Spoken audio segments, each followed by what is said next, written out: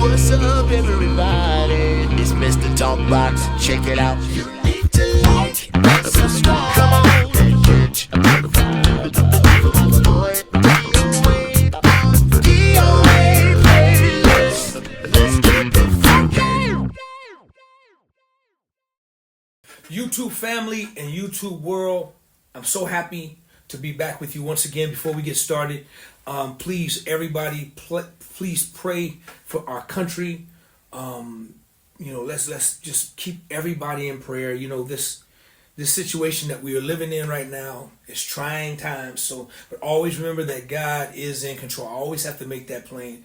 God is the big boss. He's the big president. He's the one that I rely on. So just keep this world and our country in your prayers. All right. Oh, Mel, I got to do this thing again. I got to do it every time, right? All the time. All right. I got to do this. Hold on, Tone.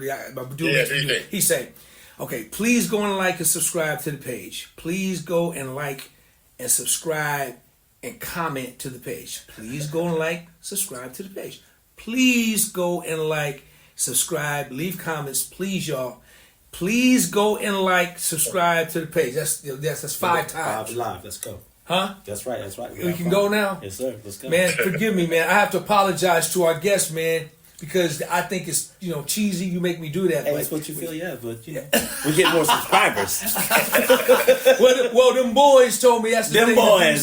So them boys say it's cool. They validated it. They validated. Yes, I'm not sir. too old. See, Tone, he make me do it because I'm an old man and he outdated me, man. So it's all good, man. So listen, man, I am so happy that everybody's here with me today. When I tell you I have a special brother that's here on the platform, hanging out with me today, I can't tell you how proud I am of this brother right here, and what God has done for this man right here. This brother has literally made a big dent in the world of music in our time, throughout the 2000s and up until now. He has really been a big staple in our music history.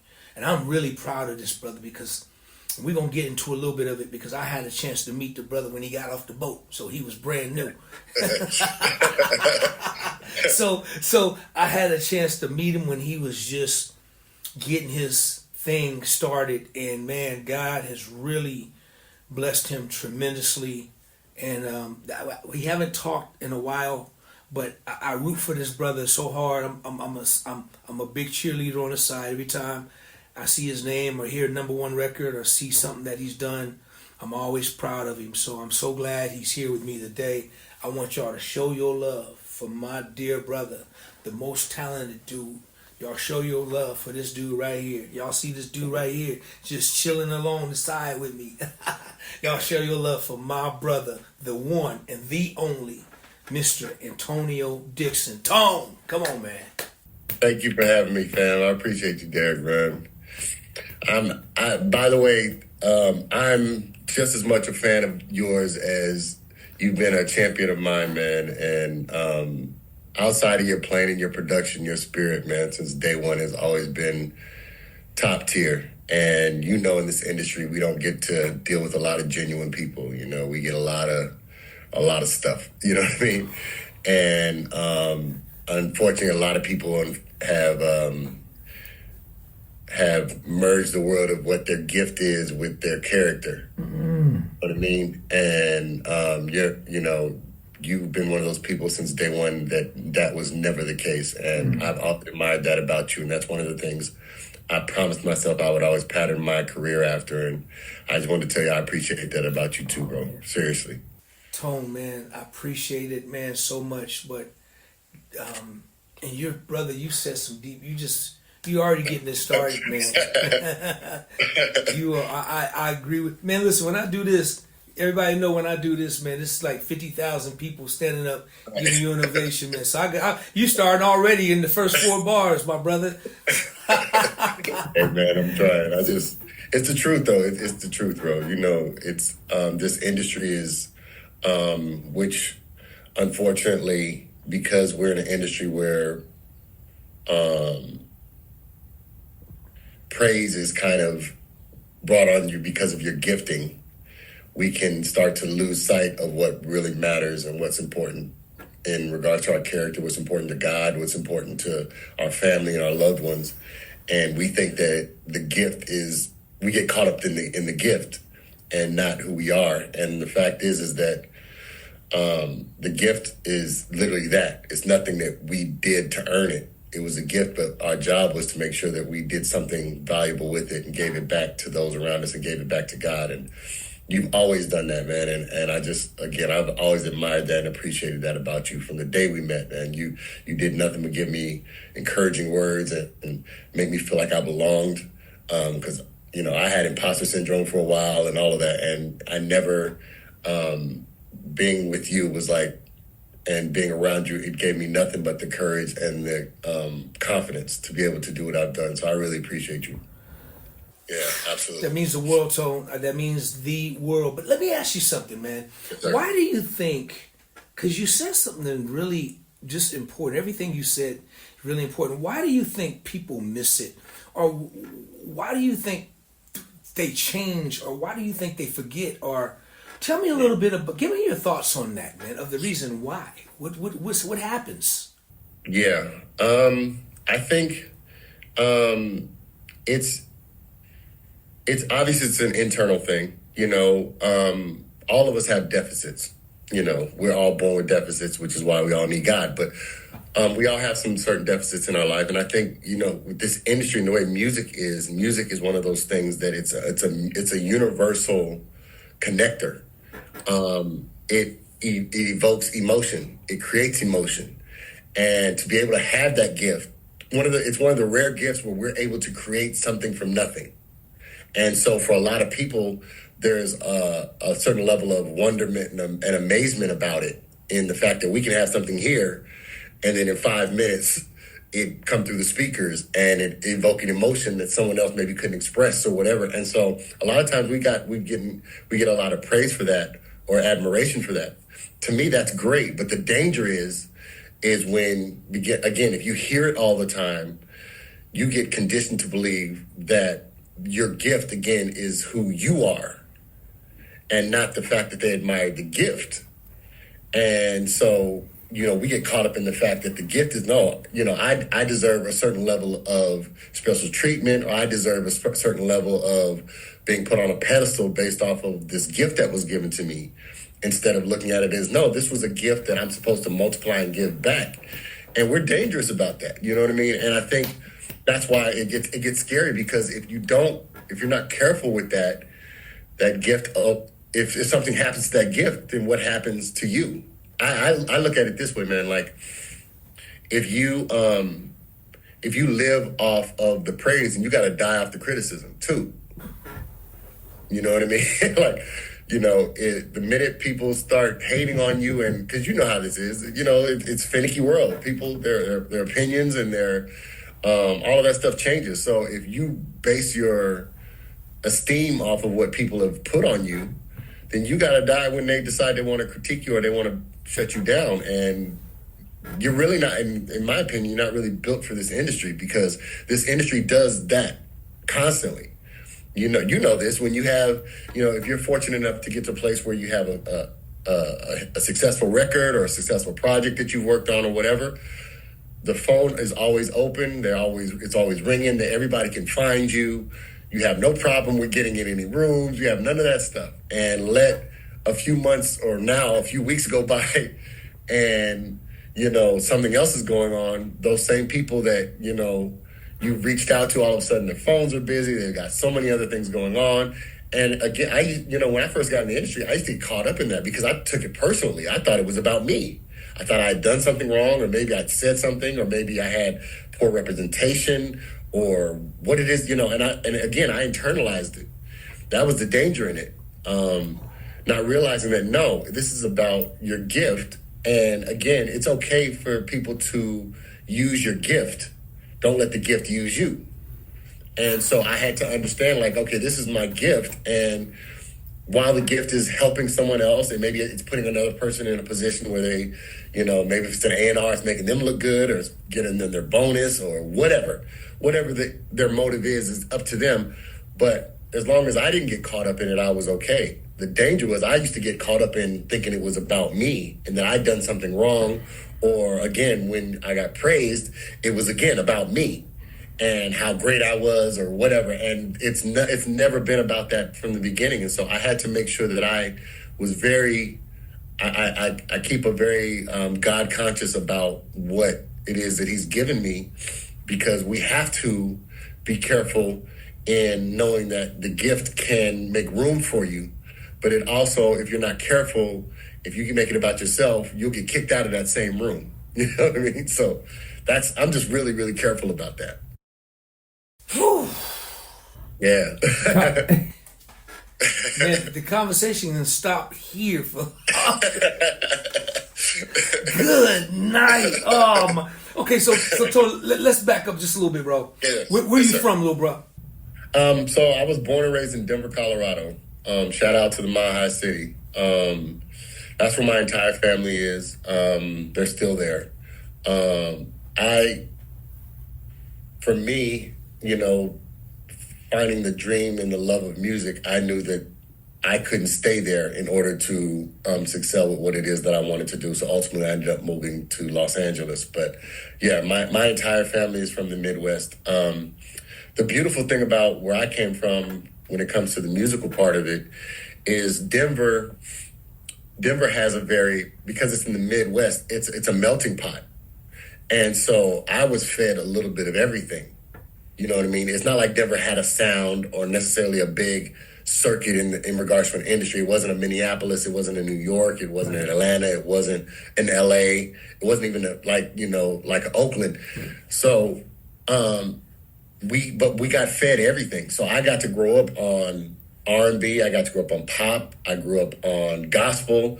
I grew up on country. I got to hear everything. And so my palate, and it was all God's design, I believe, because it fed me when it came to me being able to do what I've done in my career. So to that point, I've been able to touch on every genre and had success in every genre because I have a point of reference when it's time to create that is very comfortable for me. It wasn't anything that was unfamiliar. It was just very like, oh, okay, you want something that's got a little bit of pop to it, or if it were going some alternative, I could go Depeche Mode, I could go on some other stuff, and Radiohead, whatever. But then at the same time, if we need to do some folk or we need to do some country, I can do that. If we need to do R&B, I can do that. If we need gospel, I got that as well. And so that was the beauty of the Midwest. You know what I mean? That's great, man. That is awesome. But so it's kind of tripping me out, Tone, because we met in '99. I met you on we started working on the Smokey Norfolk project together. Yes, sir. I don't know why I was thinking you were from Chicago all this time. Because you know what it was? So I was living in Chicago at the time when I met Smokey. That's how I even got connected with Smokey. And I know you've had his boys on. My nephews have been on the show. Shout out to them. I love them. That's right, man. Great dudes, man. Great dudes. I met Smokey while living in Chicago, and we connected outside of music.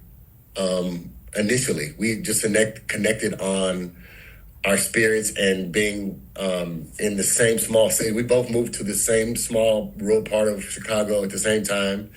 Our families connected, and we just became great friends. I just loved his energy, his spirit. I loved his honesty. His again, another person as a character person, man. Like if I needed something from him, or if he said something, his word was bond. And so we just became friends off of that. Fast forward, I come to find out how incredibly talented he is, and so we got together on the musical side and said, look, we're both trying to figure out this industry. We're trying to figure out how it works. And we're also trying to discover how to do this life together. Let's create. And so that's where the I Need You Now project even started. We started in my apartment. He'll tell the story. We had to fly to Denver on a buddy pass to record a lot of those first records because we didn't have a studio. I had relationships with people in Denver who had a studio. A good friend of mine named Jeremy had a studio in his basement. He allowed us to use his studio. we flew on a buddy pass to Denver to record a lot of that album, which was, again, these were demos. These were just ideas, and let's just move out on faith and see where it goes. And that's how that project even took off. And to see what God has done with him and what is done with that project is, it's an awe to us, you know. And then fast forward to your point, as things start to happen, he, the first thing he did was tell me about you and how great of a person you were. And, you know, with Smokey, he'd tell you, he's like, this is somebody you need to know. That's all he kept saying. This is somebody you need to know. Right. And when he said that, I was like, I'm sold. You know what I mean? And you know, he said the same thing to me about you. He said the same thing. So Smokey already had in his mind. He already had his cats, man. He already had his team. Because he just volunteered me, man, and I saw. That's very on brand for Smokey. Man, that was a great piece of history, man. I'm so thankful that to be a part of it, man, with you, Smokey, and everybody that was involved. And I remember that time like it was yesterday, Antonio. I remember it like it was just yesterday. So when did you move to Chicago from Colorado? Okay, so short version of the story, I go to school. While in Denver, I graduate from high school. I end up going to Hampton University in Virginia. And that's when I kind of got introduced to the music industry. So I got to be around Teddy Riley and Blackstreet and all of them because they used to rehearse in our auditorium. So I got exposed to the industry kind of early through them and realized that this is something I could actually do as a career. Graduate from school, come back. I moved back to Denver because I don't know necessarily what I want to do with my career yet. Moved to Chicago off of the advice of some people that I knew that were working in Chicago were like, yo, you know, you should come out here and check it out. Percy Beatty being one of the ones who was very instrumental in, you know, in courting me to move out there. So I moved to Chicago to, again, try to be around the industry as best I can. Where, again, I met Smokey. I stayed out there for about 2.5 years. The issue I had, that was my experience, and this is not a slight on Chicago at all, but when I was there, the things I was exposed to was pretty much just the gospel industry. And for me as a producer, and as I told you before, coming from Denver, I had a lot more in my palette that I was exposed to that I wanted to be able to express that I didn't really feel like I could do there. And again, Chicago has the most talented musicians and singers and all of that. They're incredible. There's nothing like them. But for me, it just wasn't, I never felt comfortable in that limited space for me. You know what I mean? So then I had friends here from Denver, so I can kind of show you the tie to Denver. So I had a couple friends from Denver that lived here, a guy named Silas White, a guy named Damian Smith, Herb Triwick, who all of these guys, they were managing Brian McKnight at the time. And I had known them from growing up in Denver. They knew that I was a producer. And so by their advice, they told me, like, you should really look at considering to move to LA. Come on out and see if see how it works. I came out here. Another guy named Anthony Nance, who was very instrumental, a great friend of mine, producer as well, that I grew up with. I ended up moving out here, and because of them, I was able to get in the studio with Brian. And so I moved out here again about 2.5 years after leaving Chicago. So I guess that would have been right at around almost 2000, maybe 2001. Moved out here, and I got in with Brian. And at that time, Brian was at the peak of his career, of his stardom, and he had Anytime album and Back at One and all these things going on. And so I just was grateful to be able to have access to him and work with him in any way I could. But he was also working with other, we were getting to write and create for other people, which led me to being able to meet people like Justin Timberlake, because we got to work on the NSYNC album, their last project. Meeting Justin, built a relationship with Justin, who was at the time dating Britney. build a relationship with Justin. Justin comes in and says like, yo, I'm looking to consider working on a solo project. Can we get in and create? So I start creating with Justin. I get to meet Brittany, so I get to work with Brittany, and that, one thing just started leading to another, as the industry does. If word gets out that you can deliver when asked to do it, I was just able to get in other rooms, and so that's just kind of how it started to snowball into the career that I was able to have. Wow, man, it's still having, bro, because that's a blessing, man. It was moving real fast for you, man. So let's keep the palette going, man. Let's keep the palette going. So Justin, because you're a part of hundreds of millions of records sold, man. And dude, I got Mayo. Put your hand together, man. I got 50. You got 50. That's 100,000 people. All right. So, bro. So, just so people on my platform, my friends, can really know who I have. Because, man, you're a quiet riot, man. I call guys like you just a quiet riot, man, who's done some amazing, amazing stuff, man. But just, you just quiet, but you're huge at the same time. So, man, today, dude, I get to love on my brother, man, and get to brag on him and talk about him, man. So Antonio, just you've had a tidal wave of things, like things just kind of, you had a run. It just was going crazy. Just crazy. Talk a little bit about that, man, and talk about like how you were feeling during this time, man, being in these big rooms, being a part of these gigantic records, man. And what was it? What was that like for you, bro? Tell me about it. Yeah, it was amazing, man. Like, so I'll kind of lead back to where I kind of left off, where with working with Justin and Silas, because Silas was actually handling A&Ring for the Justified album, which ultimately became the Justified album. At their advice, again, word getting out, they were like, yo, I'm interested in going in with these guys, Damon Thomas and Harvey Mason Jr. I want to get in with them. Will you come with me to the studio, to the session? And let's, I just want you around. I want your energy. I love how we're writing. Let's just create and see what we can come up with. And so, of course, I'm like, let's do it. So I go over there and I meet them. And it just so happens at the same time that, so as you go, sometimes you go to the studio and you meet people and you play them some of your records or whatever. And it just so happened that they liked what I was doing. I liked what they were doing.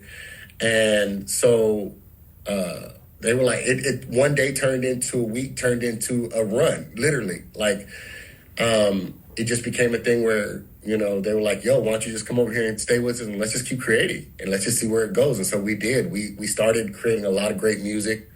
That's why I was able to really build a great relationship with Eric Dawkins, with Tank, with Jay Valentine, with Steve Russell, all the guys who started coming around the studio, who'd been around that time. And so the run was great because almost like a basketball team, especially when we kind of had everybody kind of doing what they do, everybody kind of had a role and was comfortable in their role. And we just did it well. So, for example, if an artist came in, we knew that, okay, Harvey was probably going to vocal produce them. I may start a record or whatever, or Damon may start a record, or Tank may start a record, Eric, whoever, but we go around and we compete with each other about who had some of the better records or the better starts to ideas, and then we just all hop on each other's records. Now we're talking, just so I'm straight, just let everybody know, we're talking about the super production team, the Underdogs. Just want everybody to know that we're talking about the Phenom Underdogs, which was crazy. Underdogs. Go ahead, brother. Go ahead. Yeah, so it would be a thing where we all got together, and again, whoever had the heat for the day, we'd get in the room, we'd all grab our laptops, and we'd sit and we'd vibe out melodies with each other. We wrestle with concepts and melodies and all the other things. And once we had what we felt was a solid idea, you knew you had some incredible vocalists like Tank or Eric or whoever. Like, you couldn't go wrong with that. You know what I mean? Like, it was, and so immediately, even to be able to have someone like Eric or Tank demo a record, like, you can't go wrong. You know what I mean? So we go in the room, they demo the record. Both of them in great arrangers and not just vocalists, but great vocal producers and great arrangers in their own right, you know. And I learned a lot from them. So even with that, it was like, okay, I was able to pick up on, and same thing with Harvey, like being able to pick up on different nuances and techniques and ideas. And like, okay, let me go ahead and make this my own stew. You know what I mean? And so that's what I did. I would be around them. They demo a record. We cut a record. I got really, really prolific at Pro Tools based off of Harvey, because Harvey is a whiz at it. And so he taught me everything he knew, and I literally would go home and practice it to the point where it just became second nature for me too. That was one of the greatest experiences for me, because it showed me what it took to be able to do this at a top level consistently, not just having a moment. You had to be able to have a movement. We were constantly working. We were all the time in the studio creating different ideas and different songs, and having 2 or 3 artists in it at one time, and being able to manage all of that and manage different personalities and still come up with great music. We were doing that consistently. So it almost became a factory where, again, you could have, for example, I'll just give an example of like a typical day could be Harvey recording vocals on whoever the artist is that we wrote the song for. While he's recording the vocal, myself and Eric, or myself and Tank or Jay or whoever, we're writing another record for that same artist, just literally preparing another record. So by the time Harvey cut all of the background parts and, let's just say we got up to the bridge, which was left, usually the artist would take a break. And by the time they took a break, we had something else to play them. Wow. So it'd be like, yo, what do you think of this record? And by that time, we kind of got an idea for what they wanted. We understood what they liked. We created something else. And so then it'd be like, okay, great. If they loved it or gave their input, we'd change it or get it ready to go. They'd finish cutting that record, literally the next day, on to the next song. And we'd rinse and repeat. And then if another artist was in, maybe I was cutting the vocals in one room for this artist and Harvey's cutting the vocals on another artist, or Eric is cutting and I'm cutting, or whatever. And so we all had our roles, but the beauty of it was everybody could do everything, but also everybody was smart enough to be able to go ahead and let whoever needed to do something for that particular project or song or artist, just let them do what they do. And trust that they were going to do what they were going to do well. And so that's how we kind of handled it. We just handled the run, that particular run. To me, it was incredible. And not only that, but outside of the music, we all hung out together all the time. We would go paintballing together. We would play Xbox together all the time. We'd have our Xbox Halo competitions. We had all kinds of fun things just going on, where it was like our family, because we were always together. And it just reflected in the music. Wow. Yeah. Man. Yeah. Man, much props to every last one of you guys, man. It was a part of, it's going to be a part of music history that's never going to die. It's going to be here forever. And dude, that it was just, just hearing you tell the story about it, and knowing how many hits you guys turned out and how many records and number ones, it was just crazy. Now, how long did the run with the Underdogs, did your run with the Underdogs go? Mine lasted probably about 8 years. So I was with them from probably like 2001 to about 2008. Is that around the time, about 7 years. When did you start working with Babyface? So with Kenny, Babyface, I met Kenny, obviously I'd known him from afar and I got to be around him off and on, but we actually had done an entire album on Babyface during the Underdog run, during that era, that is still unreleased. So that's when I really got to build a great relationship with him, because he was at the studio every day. We were putting his project together. Fast forward, Kenny had came to me around 2009, because he liked my work ethic and he liked my spirit. Again, going back to what we talked about, character and energy, and and what it is that he wanted to do at that particular time. And he said, he pulled me aside and said, look, I'm interested in building something with you. How do you feel about us partnering up and creating? And I was like, of course. You know what I mean? Like, you can't. There's no way I'm going to deny that. You know, it was. I knew that he was already who he was, right? And so one of the things that I told Kenny when we first started working together was, I said, I want to make sure that our experience with each other is value added, because being in his position, the one thing I knew that I experienced and watched was how many people always came to him wanting something and using him for something and not really pouring into him. And for me, it was more important to say, okay, how can I make your life easier with the things that I'm already getting? So I want to make sure that it's a symbiotic relationship, that we're both benefiting and it doesn't feel like you're being used, and it doesn't feel like I don't have a place that I fit either. You know what I mean? And so that was one of our very first conversations, and he completely agreed with me. He was completely on board with it. And so it was something I prayed about and toiled over, I'll be honest, because again, he was already babyface. It's not like I'm going to make his life any more important because of who I am or whatever, because of what I do. But he clearly saw something in me. So but I did pray about it, and literally not even a month from the time that we decided to work together, we got the call from Beyonce. And so that's when I knew, I was like, God be God, you know what I mean? Like it became the right move. And so Beyonce had called, and we ended up going to New York and working with her literally a month from us starting to work together. So our first big endeavor together was Beyonce's 4 album. And so, yeah, and then not even a few months from then, it turned into we working on Alicia Keys on her Girl on Fire album, and so many other projects that ended up just coming just from our relationship. And so I just felt like, God, this is where I'm supposed to be, and so let me maximize this, just like I did when I was with the Underdogs. Yeah.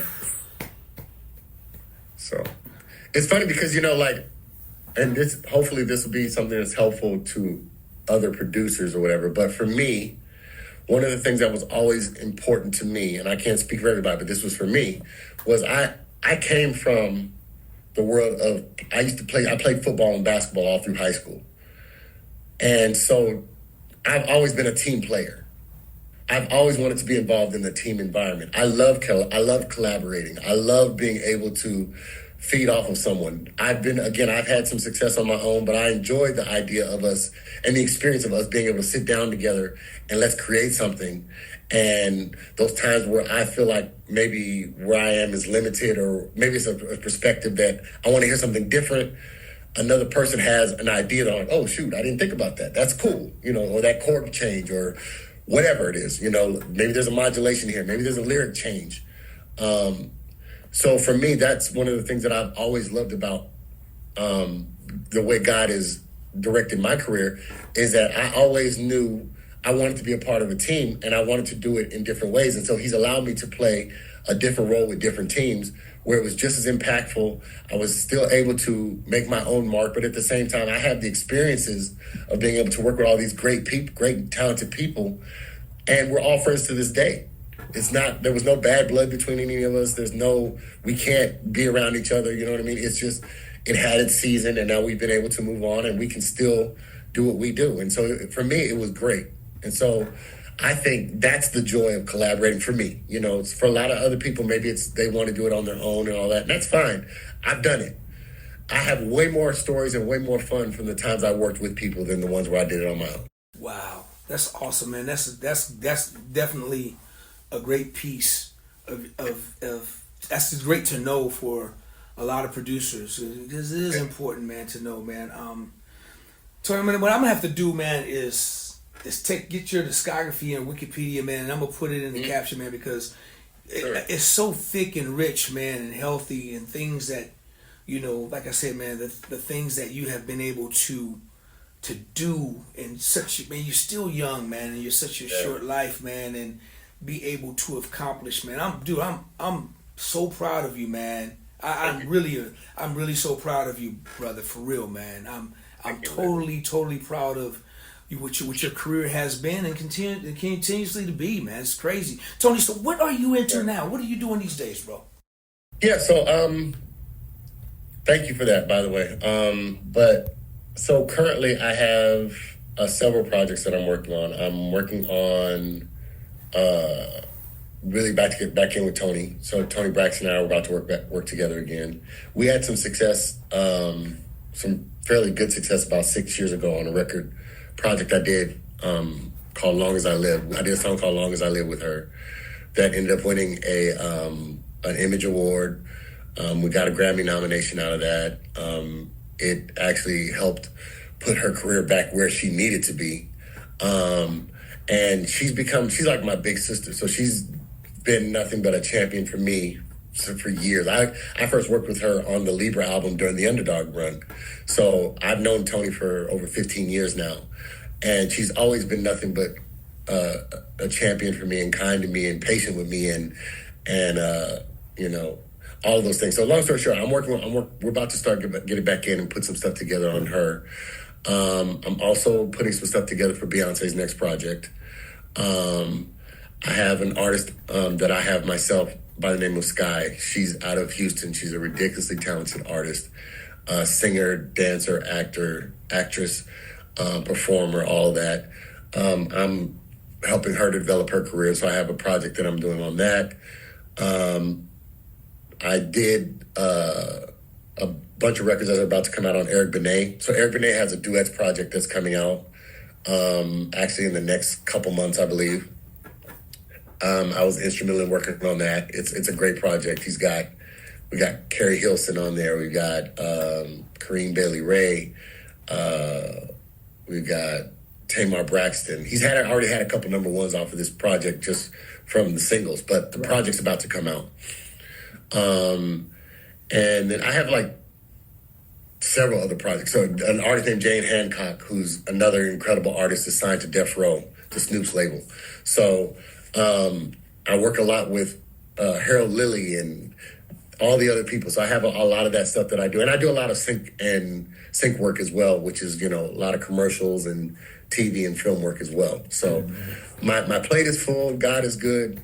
But those are the current ones that I know that I can think of that are on my plate right now. Wow. Yeah. God is good, man. And I mean, you know, so let me ask you this final question, though. Not the final one, the second from the final one. So, Sure. Tom, when you moved to LA, were you there to stay, or did you ever relocate back? Did you go back and forth, or when you got to LA, you were there? Oh, I was there. I was sold on LA. So for me, LA fit me because of what I told you before about the fact that I was fed so many different options and opportunities in the industry that I knew that I felt like I knew I could thrive. So again, if there was a moment where R&B was necessary, like, okay, maybe during the Underdog era, which is what a lot of those records are known for. But we did a lot of other stuff that a lot of people don't know, from Kelly Clarkson to the Backstreet Boys to Britney to, you know what I mean? So there was a lot of stuff in there too. Yeah. But being able to do that kind of stuff and work on those projects, and then at the same time get a call from someone like Johnny Mathis. I got to work on Aretha Franklin's last album before she passed. From Kareem Bailey Ray. Had some big records with her. Kenny and I wrote, the Babyface and I wrote for Kareem Bailey Ray that did really well. Tony Braxton. For me, so to your point, LA was one of the places, this was the place where I felt I could have access to all of these different opportunities and genres at the same time, because LA is the place of stories. Everybody ultimately ends up coming here, you know?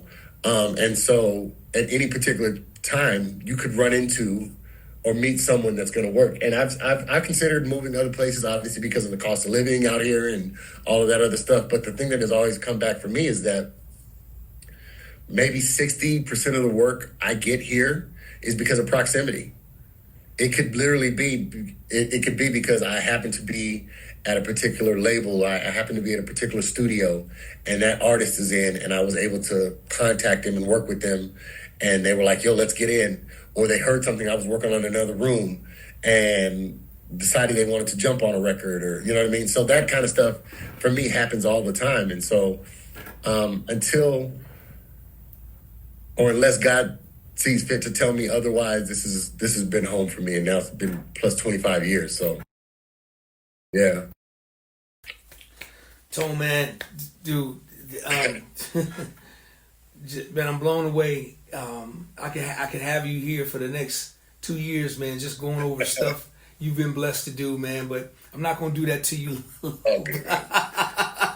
I'm not gonna do that to you, man. But I'm so glad I got to talk to you. I don't care. Whatever. hey, man, no, I'm glad to be talking. No, dude, trust me, this is my honor and my pleasure, man. Listen, Yeah, absolutely. before I let you go, man, I gotta ask you this question.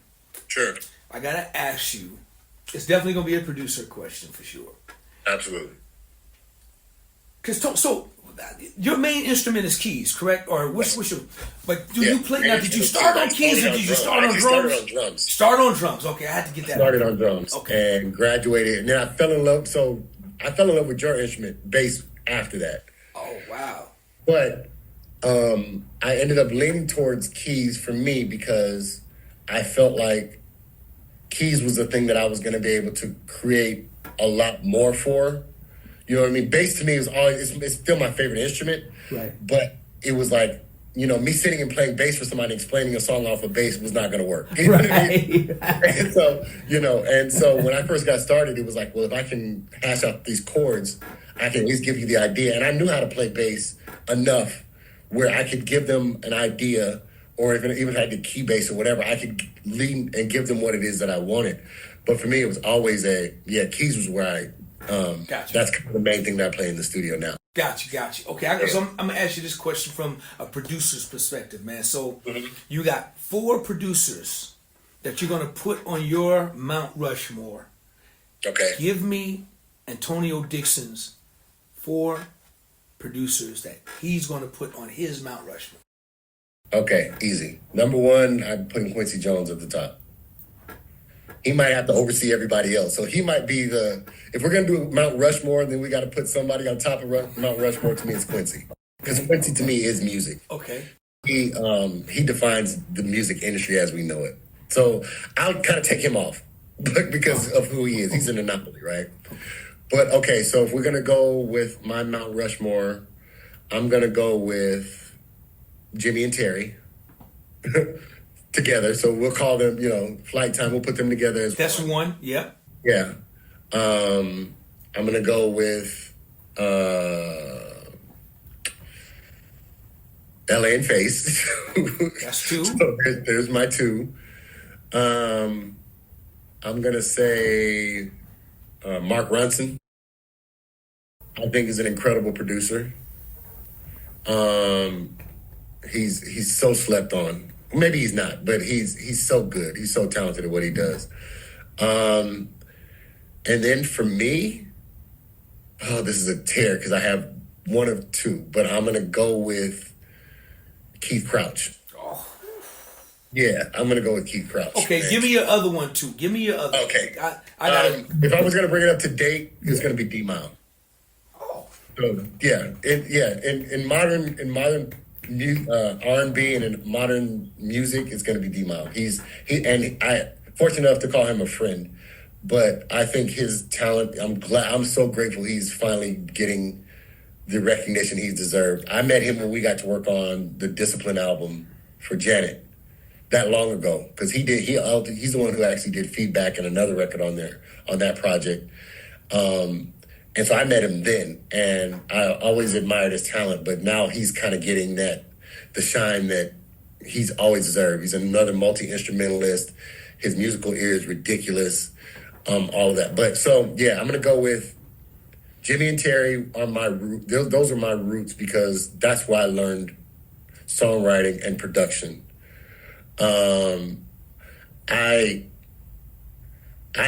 Because of them, I thought that producers did everything. I didn't know that until later that someone else maybe could write the song and someone else did the, arrangement and mixing and all this. I saw Jimmy and Terry and I got to see them do everything. And I thought that that's what you had to do. And so out of ignorance for me, that was it. Same with LA and Face. I thought everybody just did everything. I thought when you got to that point, you just did everything. Right. And so both of those entities are, untouchable. With Mark Ronson, I love and with all of them, I love their diversity. The fact that, a lot of what the people run to a lot of their big records, especially in the R&B world, but then you get shocked when you find out, oh, Jimmy and Terry did Monkey for George Michael and Human for the Human Nature. Human for the Human League, and all of these other great records. Optimistic, sure. Sounds of Blackness, and Sure. then you find out that LA and Face did all these other records that you didn't know. And so I felt the same thing about Mark Ronson. Mark Ronson had with that Amy Winehouse Black album, it's flawless. You know what I mean? He was able to do so much incredible work, and then he's done so many other things, from working with Bruno and Lady Gaga and all these other things. It's like, oh shoot, that actually is a possibility, and being able to marry all of them. The other thing they do is they're able to marry, even with D-Mile, all of them are able to marry the acoustic analog world with the digital world, and they've done it seamlessly because Right. all of them can play, all of them are musicians, all of them are great songwriters, and will still grab an instrument. If the power goes out, they can still write a song. That was always my joke. You know what I mean? Like, you're not really ready unless the power goes out and you can still write. Right, exactly. Well, man, dude, I love the fact that your strength is diversity. I try to tell a lot of young producers that I've mentored, just don't learn, just don't do one thing. Try to do it all. So try to learn it all. That way you can't be dismissed from a room you get in because you don't know, how to navigate through it. So I admire you for that, man. And I really do. And I think that's important. I mean, you've had #1 records on all genres of music. Not too many people can say that, right? Yeah. I mean, Yeah. so that's a blessing, man, with the thought process behind that. So you come in, and like you're saying, you're coming up in Colorado, and I get everything you're saying, man. You had a chance to listen to everything and experience music, and just not have tunnel vision to one certain thing. And now, look, dude, it's like, man, as you throwing all these names, I'm like, whoa, dang, okay, cool. I'll be honest, to me, that's the key of my longevity. Yes. Is the fact that whenever a particular movement or sound was not considered hot anymore, I could pivot and continue working. Whereas, I looked at it like, and Jimmy Jam says this all the time, and I stole the phrase from him as well, but like, I never wanted to be hot. I always wanted to just be lukewarm for a long time. You know what I mean? Because if you're hot, you got to go cold. Right. You know what I mean? Because you can't stay hot very long. And so to me, it was like, I'd rather be that person to be able to have, moments of greatness and moments of things happening, but then be able to have the longevity, to me, was more important, because I wanted to be able to do this as long as I wanted to, and not be necessarily pushed out because what you did, nobody wants to hear anymore. That's so good, Tonio. That is so freaking good right there, man. Yeah, that was so awesome. good. So important. And it's, again, even back to my Mount Rushmore, people like Keith Crouch, I thought he was the most incredible, unique producer.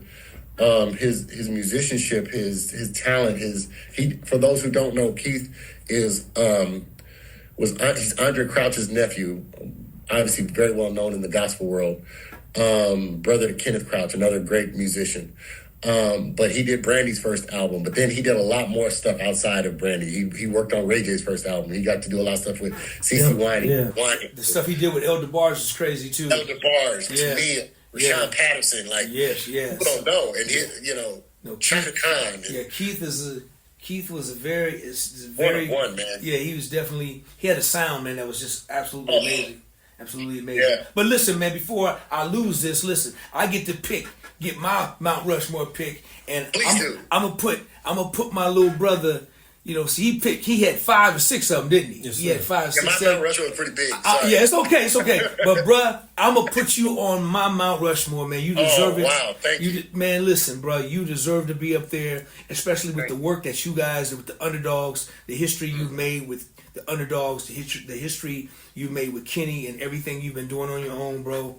Dude, Thank you're you. gonna go. You get to get on Mount Rushmore, man. Especially in your generation, man. So there's no way Thank you, bro. I'm not gonna put you on that Mount Rushmore. In fact, your record, the work you did with Smokey, like you said, started everything, man. Started everything. Thank you. I think that was the first single. Wasn't that record on the Tommy's album? The single you Yeah. did, Uh-huh. and that started everything, man. With the whole "I Need You Now" project and the history, Yeah. the history that we were able to be blessed to be a part of, man, through the grace of God, man.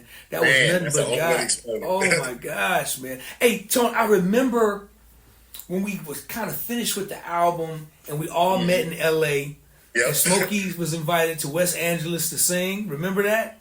Yes, I do. Hold on. As a matter of fact, I'm about to show you something. Okay. Let me see if I can find this bad boy. Listeners. Take your time, man. Y'all, this is Antonio Dixon, one of the greatest producers of our time. Oh, no! Oh, no! I can Snapchat that one for your show, but yep. Oh, no! So Yeah. that's my little son right there. That's Derek. Yeah. That's me when I had hair, when I had the dreads. Yep. Smokey Haskell. I'm not going to mention the dude in the middle. Yep. I'm not going Yep. to. Edwin Oliver. Yeah. And then That's the Antonio's on the end. Oh, Yep, my yep, goodness. yep. Hey, that was that day, right? Yes, that's what. The minute you said that, I was like, hold on. Oh, my goodness, man. Yeah. Oh, my goodness. Oh. You got to take a snapshot of that and send it to me, bro. Absolutely. Please. I'll send it to you. Oh, you just messed me up, man. That's what it is, bro. You just messed my world up, bro. That was such a great day, because I'm going to tell you why. Because nobody knew who Smokey was. Smokey was a school teacher. Nobody He sure knew was. who he was. We knew we had a record coming out. We knew we had some great songs in this record. And all it took was for him to sing during a Sunday service, man. And I don't remember the other song, but he sung Stan. I remember Stan, and I can't remember the other song he sung. You? I don't remember. But he might sung. did I Need You Now. No, he didn't do "I Need You Now." Okay, he might have He, did Stan. I don't know what else. he might have did done something he by did Daryl Stan, and he did another song. Because I used to Okay. have a VHS of that, man. Cole. And Yeah, you may have bro, to ask him that one, but bro, he turned that place out so hard. We was holding on to "I Need You Now." I Need You Yeah. Now, Nico. But after that, after that service, that following Monday, man, my man his manager got a call from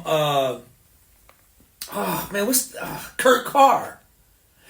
Kurt Carr called his manager the very next day, wondering who that little kid was that Right. sung at that church. And it took him, he wanted to take Smokey on tour with him. And that was the beginning of the history, man. I'll never, that's a part of my testimony, Tony. When we get Yeah. together, we'll talk about it. I'm going to share with you. yeah. But I'll never forget that moment right there on that pic, bro.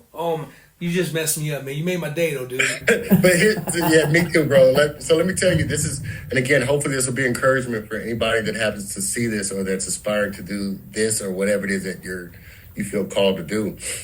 You can never, don't ever belittle those small beginnings, man, because we didn't know it was going to happen. We felt like there was a talent there was a gift there. God already knew. God didn't know that we were going to be connected in this way some 25 years later, but God did. And so we were put in a position where, because of our gifts, we were put in a place to be together, and God birthed something incredible out of it, and he took it wherever he wanted it to go, and allowed all of us to be able to thrive off of it. And again, there's so many things in this industry that you can't control, that is nothing like being able to be in a situation where around people, again, with great character and great talent at the same time, and being able to call on at any time to be able to get anything that you need to get done, and then watch God do what he does. You know what I mean? You can't you can't touch it. I don't understand how people try to do this thing without God. I just don't get it. Because there's too many things in my life that I couldn't orchestrate better. I couldn't have fathomed being able to be in a room with someone like you when we first met. I knew all the things that you had done. I know the stuff you had done with Tyrese and all the other, like, come on, bro. Like, I knew about your talent. And so to be able to have access to you and Smokey and all these other things, just because of the gift that he gave me, man, that's why I say we can't do anything but give him credit for it. And that's why we always continue to do what we do, you know? Listen, man. It's funny because so many people always are looking for that big break. You know what I mean? The minute I get to meet this particular person, this is going to happen. And I've learned that it's nothing but a bunch of small orchestrated steps by God that lead you to the bigger picture. Oh my God. But he only gets you there as you are ready to handle the next step. And he knew I was ready to handle meeting Smokey and meet you and all at that particular time, which led to the next step, And had I not been ready and not been able to have the integrity or character to hold that, then who knows where I'd be. So, you know, again, hopefully that encourages any of these producers that are, yes, the talent matters, not to say that it doesn't. Being able to deliver matters. But if you want some longevity and you want some great memories and you want to be able to sleep peacefully at night, make sure you have some character, some integrity, and keep God at the center of it, because he's going to take you all the places that you couldn't even fathom or ask or even think if you keep him first. I promise you, you will. That's the truth. Hey, man, we ending it just like we started it, bro. I'm going to put a button on it right there, man. Brother, listen, man, I've learned so much just listening to you talk today, bro. I've learned so much from you, man. I'm so glad, man, you were able to find the time to have this conversation with me, man. It means the world. Real quick before I let you go, bro, tell everybody how they can find you. Sure. I'm on Instagram. Antonio Dixon Official is my music Instagram. You can find me on all the, Facebook and TikTok and all that other stuff. The best place to reach out to me is there. If you have any music that you want to submit, if you're an artist or upcoming artist or a producer or songwriter, because I am looking, I have an email that I'll leave you, and you can put it in the link at, on your YouTube channel or whatever. I'll put it in your link where they can actually submit music to me. Only serious inquiries, and you got to be serious about what it is you do, because you never know where things can lead and where your gift to get you. So, but I'll leave that. I'll definitely send you that information. You can put it with, in the link in your, in the description and everything. That's perfect, man. That's perfect. Listen, man.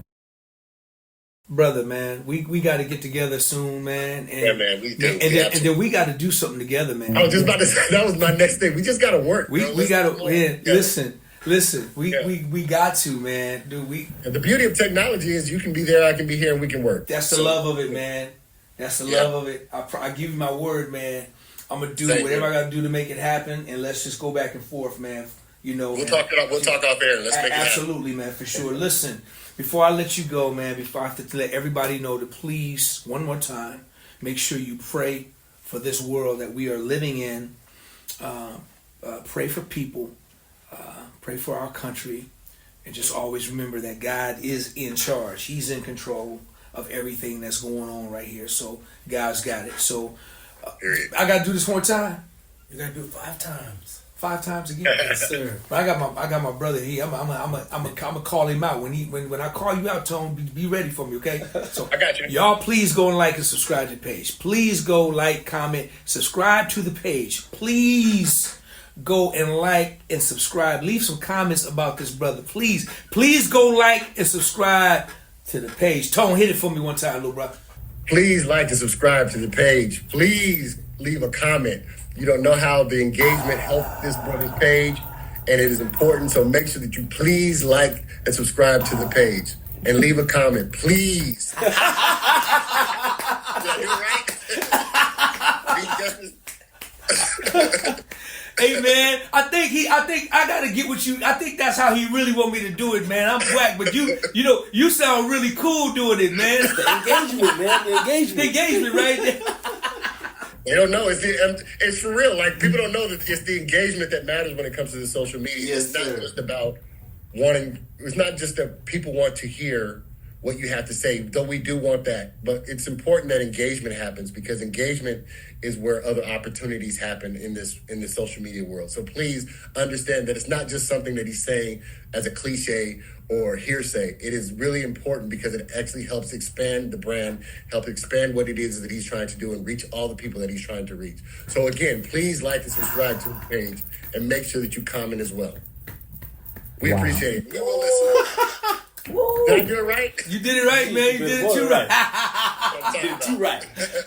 Tone, listen, man. Man, I wish you well. We're gonna talk soon, man. And just remember, man, I love you, man. I'm proud of you, Love man. you, Jack. I love you too, man. Man, Thank you so much, Derek. Absolutely. Love you, man. Right on. Love you. Peace. DOA.